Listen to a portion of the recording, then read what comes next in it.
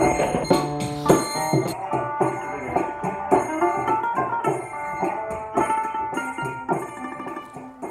friends of the forest, it's Dandelion, and I'm here in Quartzsite, Arizona at the Rubbertramp Rendezvous, where there's about 6,000 people who live in their van, RVs, all kinds of trailers. They get together and they have this festival here, and really been enjoying checking out the plants. What's up, Wild Anarch? I've really been enjoying hanging out with the plants, including the Saguaro Cactus, which I'll show you in a bit, but I just wanted to show you a couple wonderful plants. And here's a really amazing plant. Grew to really love this plant, and it's creosote, and it actually happens to be in flower. So it just rained a couple days ago, so this is really potent and moist, and the smell is kind of like turpentine or gasoline. But a really sort of herbal version. And this one is one of the highest antioxidant plants in the world. People have purchased salves from me with creosote oil as well as infused oils, and really swear by its skin nutritive properties. And so it's one of the highest for sunburn, and it really has a lot of antioxidants. It's also okay internally in small amounts or added in a bath for muscle soreness, pain, ligament and tendon pain. Just really helpful with reducing inflammation. Flowers are so beautiful. And so I wouldn't necessarily harvest this when it's to seed like this. I would wait to just clip small parts off, and you can make an infused oil or a tincture for very low dose cases. It is very intense internally for the liver, and then of course we're not allowed to here, but all this wood is really great tinder, for fire making. And there's actually a fire ban at this sort of gathering, and the real question is, isn't that how to stop the buildup of materials for fires, for wildfires? And so if people were coming in here and harvesting from this and making little stick fires, and then cooking your little veggies and your eggs or whatever it is, then that would actually help regenerate the ecosystem, because this is trapped minerals and this takes a long time to decompose. And of course when you burn it, you get ash, and that's freestanding minerals, and that goes to the plants, especially when it rains. And so creosote also makes a really great tinder. Part of the reason why there is fire bans here and everything is because we don't have a culture which teaches you responsible fire making or responsible fire use. So a lot of the wildfires are started by people not knowing how to sort of contain a fire. I practiced twig fire making for a long time and cooked meals for 5 to 10 people on handfuls of twigs with the fire no bigger than maybe both of your hands. So we have this tendency in our culture to build like a bonfire and then cook a hot dog on it, and that's kind of why there's a fire ban. Also, people would break things that are fresh and alive, right? It takes a little bit of time to know what's ready to give itself based on the pressure you apply. So all this is really good tinder. And then actually it's very interesting because when I was burning this for cooking, I realized my pot was all shiny on the inside or on the outside, and that's because these aromatic oils and creosote actually get on your pot, and they have a certain smell and they have a certain oil, and that is actually used still for telephone poles and railroad ties, and they soak it in this oil, and then the wood that they use doesn't rot. Now, I don't know if it's synthetic or still coming from botanical sources, like if some company is ripping up creosote somewhere in the desert, but you're not allowed to. So I don't know where that creosote is coming from these days, but they do still use it in the railroad industry.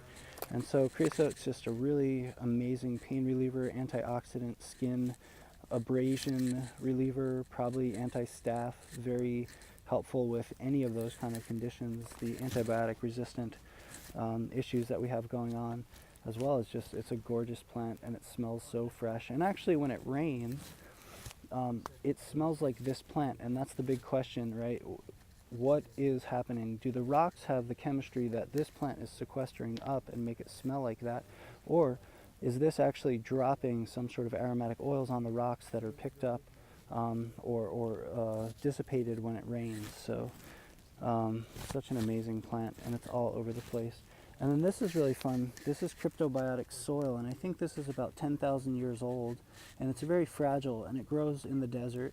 And here's a piece that's removed, so I'll try to get a closer Look, and this I think is, you know, microorganisms that are producing certain mineral decomposition, and they're precipitating out certain minerals. So this is probably high in some kind of minerals that they're getting basically from the rock and the soil, and then they die and they leave their skeletons, and that's pretty much what those are. And they're really fun, and they're not to be stepped on, young kids. I'm pretty sure, well, there's a mesquite here. There's also this plant, if anyone saw a video on, what is that feature that nobody uses on Instagram? Insta TV. That thing, I posted a video with Riley, who's a cool forager down in the southern Arizona area, and he was telling me about crucifixion plant. This is another one.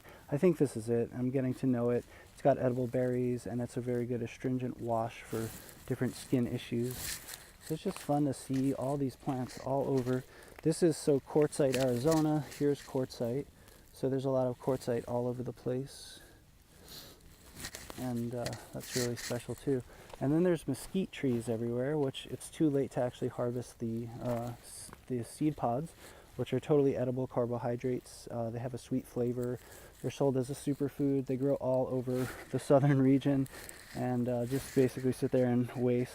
And so this is huge bushes here of mesquite, a local native carbohydrate source, and now superfood.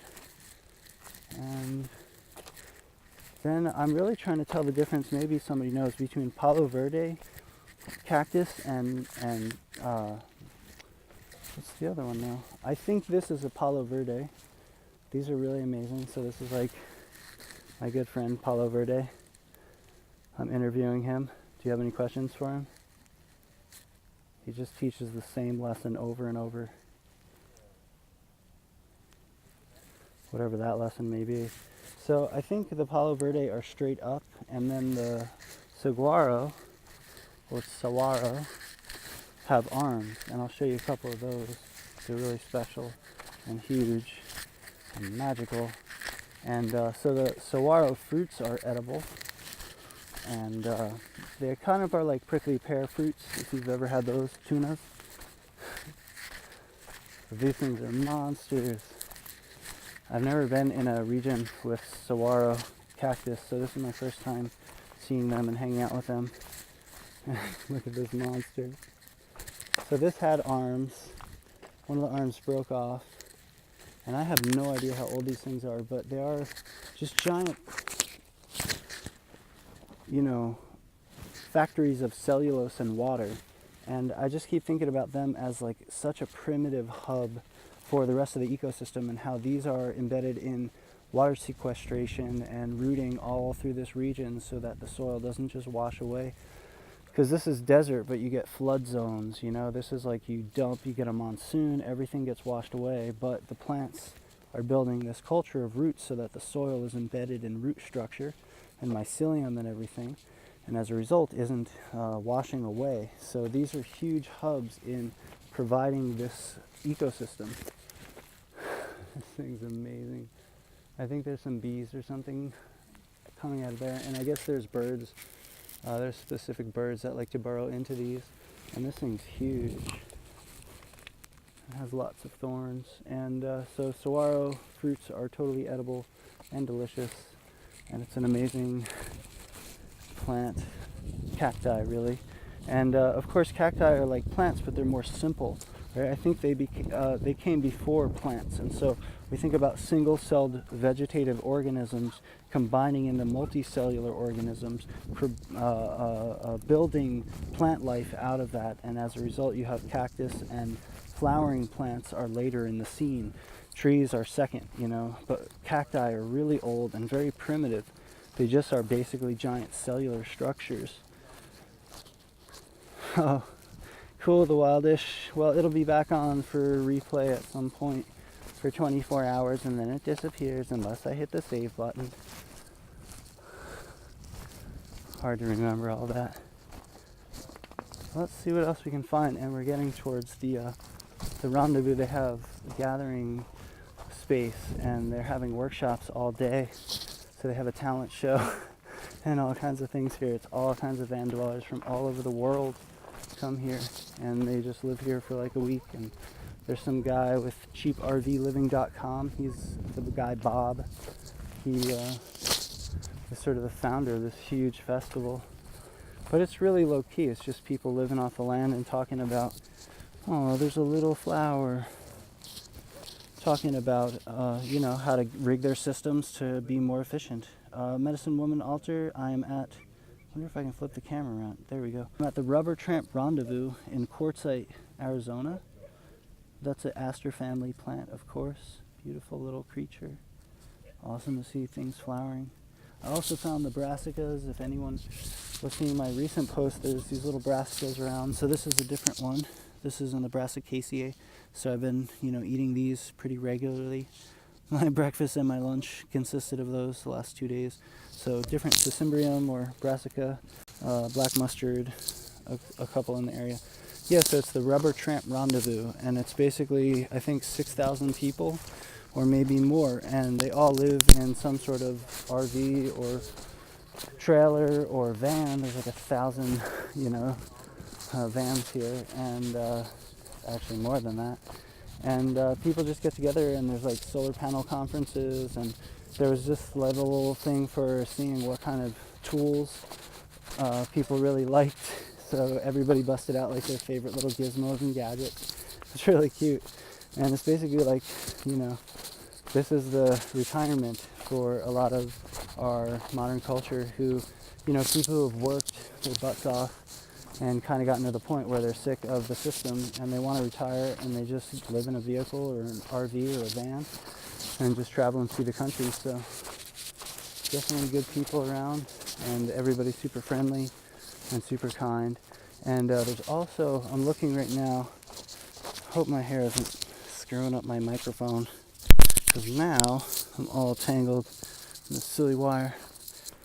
Because if I don't use headphones, it sounds like crazy sound. I think my phone's broken, or government conspiracy, take your pick. But now the wire is all tangled up in the mesquite. So I've been looking all over for wolfberry, which are really cool fruit, just like goji berries, and they grow all over. I think this is some sort of chicory or brassica. I can't tell, but it's different than ones that I'm familiar with, so I've just been nibbling it slowly, see what it's all about. Make sure it's not physalis, which is scorpion weed. That one is poisonous. Yeah, Katya, a lot of the creosote's flowering here, and I guess that's because of the rain. Been, in Flagstaff it was snowing, in Sedona it was snowing, and here it's been raining, so they've actually had a very wet winter, which is apparently pretty intense for the norm. But we'll get deserts in some places, and I don't know, oceans in other places. Then there's a nice aster here. I'm not sure who this is, but another aster family plant. I would love to show you wolfberries, but wolfberries are basically like goji berries. I think the same genus, Lycium, and right, like lycanthropy, wolf, right, like a werewolf. Oh, here, look, ta-da! So here is wolfberries, and this is really fun because I saw these immediately. I grabbed one and ate it. It tastes nightshady, which is, the goji berry family. The goji berry is in the nightshade family, but also is a lot of poisonous berries, right? So woody nightshade, and then there's black nightshade, which is poisonous when unripe, but totally ripe, totally edible when ripe. They're black. And then this one is wolfberry, and of course we don't hear much about this, but it's another nightshade-like berry, and I'm looking, and I want to get the darkest red ones that I can find, which a lot of these are sort of underripe. And they taste kind of like a cross between a pepper and some sort of sweet fruit.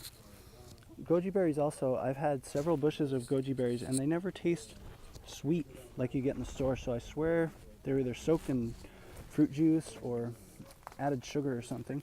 But these are the native wolfberry, and this is very similar in nutrition to the goji berry, and grows all over the desert southwest, so I'm snacking on them whenever I find them. Let's see if I can just show you all what on earth this place looks like before they catch me spying on them.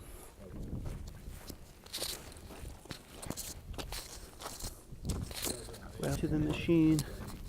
So there's just like vehicles, RVs, campers, all kinds of stuff going on. And then that's the main stage area where they have events all day. They have lectures and talks and all about sustainability and things like that. So really cool festival. A lot of good people. Everybody's super kind, talks to each other, and yeah. So, many blessings all. I'm gonna go festival it up, connect with some peeps, hopefully play some music, and sending you love and blessings. Keep on returning to nature in whatever way you can.